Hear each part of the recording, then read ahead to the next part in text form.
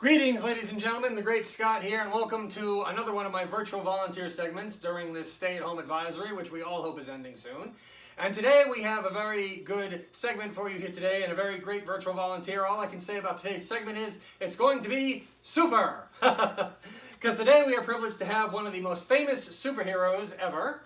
He is Krypton's last son. He is the protector of Metropolis. Will you please welcome the one and only Superman? Superman, how you doing there, sir? Yes, Pretty also good, known Scott. as Kal-El. How are you doing there, Cal? I call him Cal from time to time because Superman has helped me on a couple gigs in the past. It's nice to have you here. How badly is the coronavirus doing in Metropolis these days? Well, they're actually pretty much on lockdown. I'm out in the suburbs, away from the city. Yes. I'm social distancing that way. Yes. Well, I thought you couldn't get sick though. I thought kryptonite was the only thing that could make you sick. Well, I can't take any chances. What'd you say? I can't take any chances. All right. Well, that's fair enough. It's good to know that even Superman is doing his part. All right. So anyway, Kal-El and Superman and I have done have done a couple shows together for different agencies, and this is a trick that he has seen before, but I thought it would be great if we had him participate in it for today's virtual volunteer segment. As you can see, I have some cards here, and I don't know how well you can see this. I might have to get closer to the camera. You can see that they all have a certain very great superhero's symbol on the back. Superman, whose symbol is on the back of these cards? Oh, it's my symbol. There you go. There you go. These are my Superman cards. Now, on the front of these cards, each one is different. This one right here has your symbol. That's the symbol of the House of El, right? Yes. If I'm Symbol of hope. Symbol of hope, yes. Okay, now here's a symbol that probably gets a little bit more attention than yours, no offense, because I think more movies have been made about the other half of World's Finest than you, no offense. I was trying to remember how many actors have played you. I think, let's see, Christopher Reeves, George Reeves, Tom Welling, although he technically never wore the suit. Let's see, Brandon Routh. There's only been two movie actors who played with me. Yes. Christopher Reeve and Henry Cavill. That's right. I think that is correct. What I found interesting is that nobody knew who the heck either one of them were before they played you. Apparently you're so iconic that studios don't feel that they need to get big names to play you. Like, for example, yeah, I remember actually seeing a behind the scenes thing when they were going to make the Richard Donner movie about you, and they got Marlon Brando to play your father, Jor-El, and they got Gene Hackman to play Lex Luthor. And the minute they had those two guys, they started putting promotional material all over the place with those two guys' faces. And then they started, and the hype was, and remember, this is pre-internet, the hype was so huge about it that they were like, you know what, this is going to be a success anyway. Why do we have to waste money getting a big-name star to play Superman? Let's just find the best Superman we can. Let's just go for an unknown. And this formula was repeated by Bryan Singer when he made Superman Returns, and then it was repeated again when they made Man of Steel. They got an unknown every time to play you. They found someone who looked like you rather than a big-name star. And this last Henry Cavill was actually known in the Tudors as Henry VIII, I think. Oh, really? He was played as Henry Tudor. Oh, okay. Henry Cavill was, so he was actually already well known. Okay, then I stand corrected by Superman, folks. Okay, and who's on this last card right here? This is more of a sidekick than a hero. That would be Batman's sidekick, Robin. Okay, now Superman. Before we started broadcasting here, I sent you a message and I asked you to write down a prediction I had for this trick. Do you have that piece of paper? Don't read it out loud, but do you have it? Yeah, I have it. Okay, you do have it. Okay. Now you'll notice that prediction has. It was a 1, 2, and a 3. In other words, there was 1 with a prediction, 2 with a prediction, and 3 with a prediction, right? Well, let's see exactly how that is going to work here, okay? Because I have this little stand right here, as you can see, and I'm going to put that stand on my table. And this stand right here is going to be number 1. Okay? Okay. I have another stand here, and that stand is going to be number 2. Okay. Then, back here I have a bag. A bag that, as you can see, if I unzipper the bottom, is in fact empty. And on that bag is number 3. Okay? Okay. All right, so 1, 2, and 3. I think you get the general idea here, okay? So we're going to take these 3 cards with the 3 superhero symbols on them. First, I'm going to mix them up to a point where you are satisfied I do not know the order, Superman. Please tell me when to stop mixing them up, and you're satisfied I do not know the order. And stop. Right there, okay. So, now what I'm going to do is I'm going to shuffle again, slower this time, and this time I want you to tell me where to stop, please. And stop. Right there. So the card that you stop me on is going to go into space number 1, just like that. Okay. Okay. All right. This leaves us with 2 cards left. I'm going to go like this. Please tell me when to stop. Stop. Right there. This card is going to go into space number 2. Okay. Now I have 1 card left. I'm going to mix that up. Please tell me when to stop. Stop. That was a joke, of course.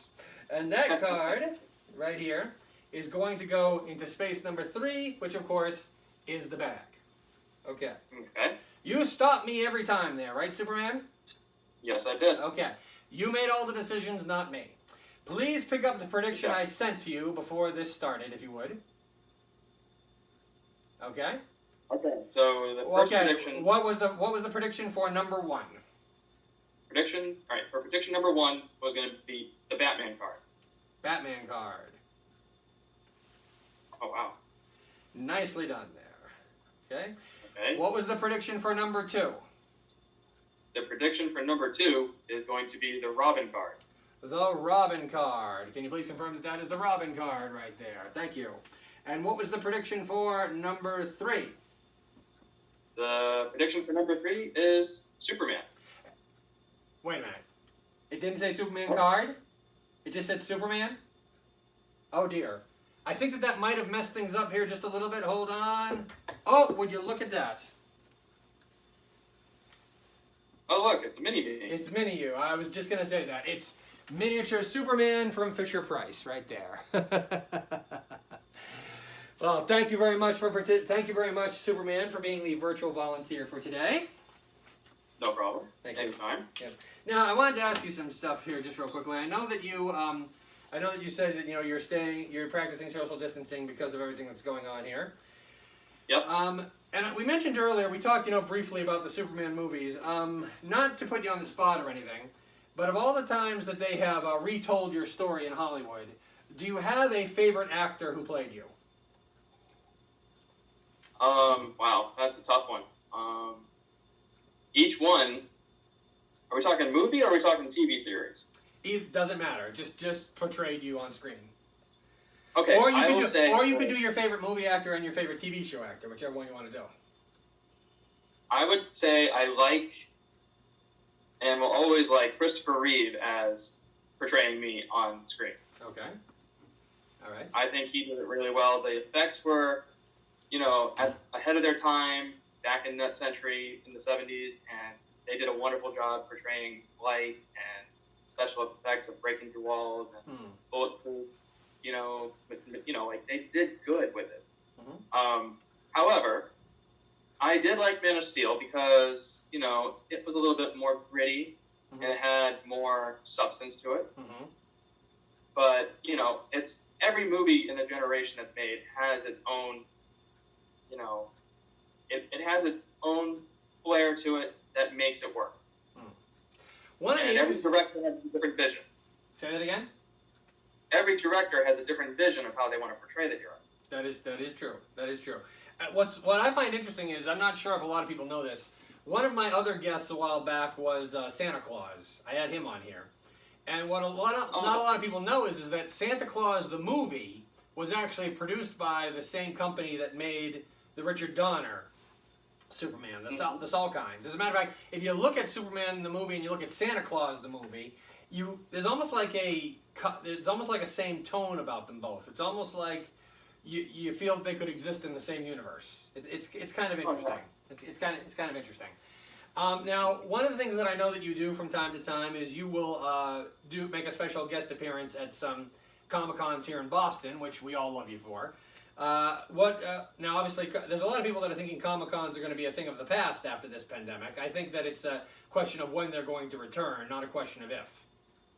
Yeah, I would have to say they'll return, but they won't be back that soon. Mm-hmm.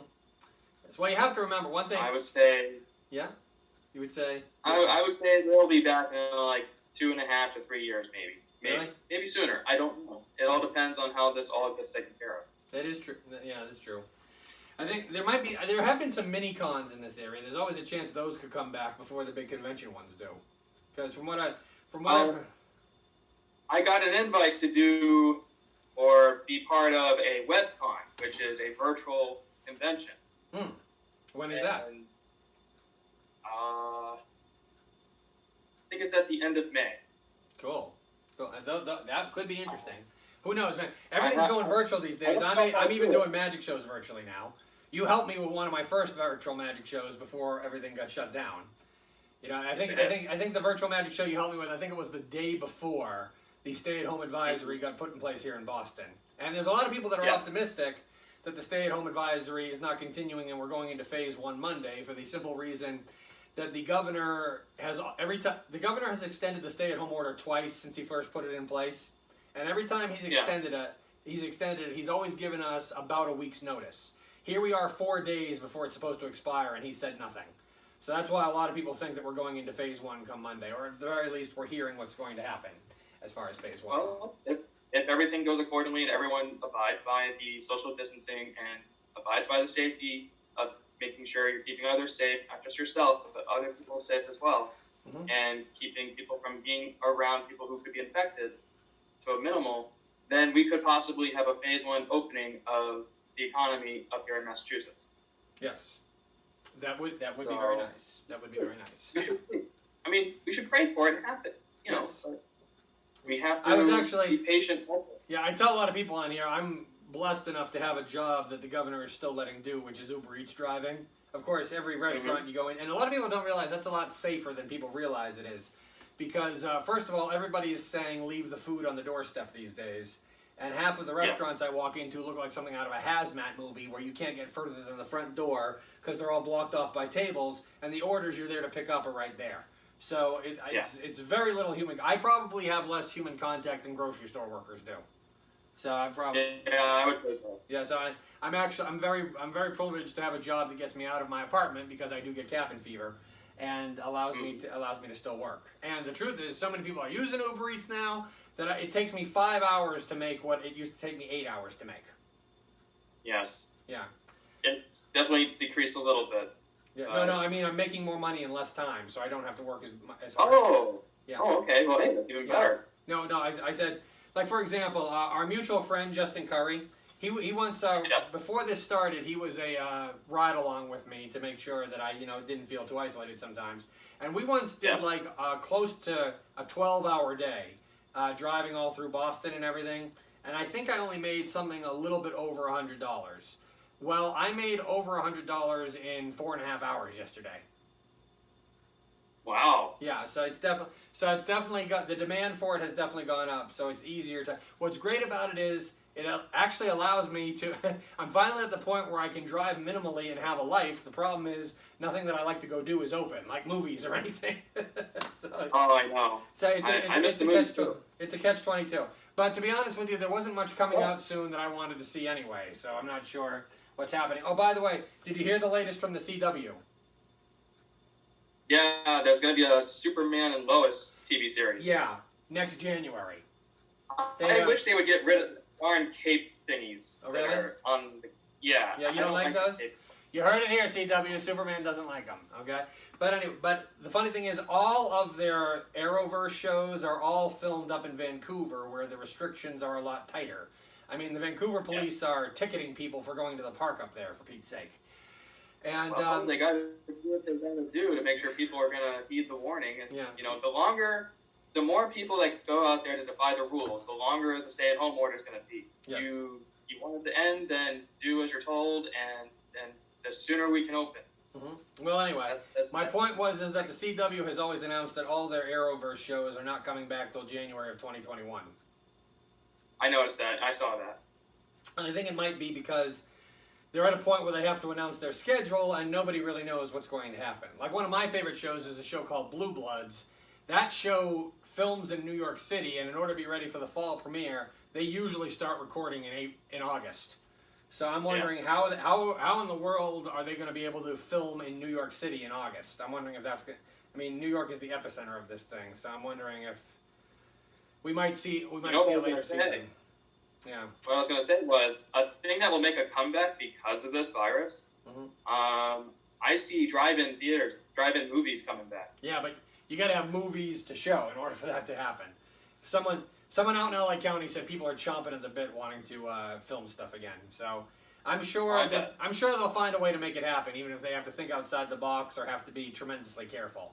To be honest with you, movie studios being tremendously careful and much more hygienic is not really that bad of a thing, if you ask me. Yeah. It's a shame it took a pandemic for it to happen. But anyway, we don't want to get too political here. Superman, I want to thank you for your time. I want to thank you for continuing to fight for truth, justice, in the American way, and thank you for taking time out of your busy schedule to join us here. I'm just trying to think. I don't think there was anything else I wanted to ask you. So once again, thank you very much, and thank you folks very much for joining us. We'll see you next time.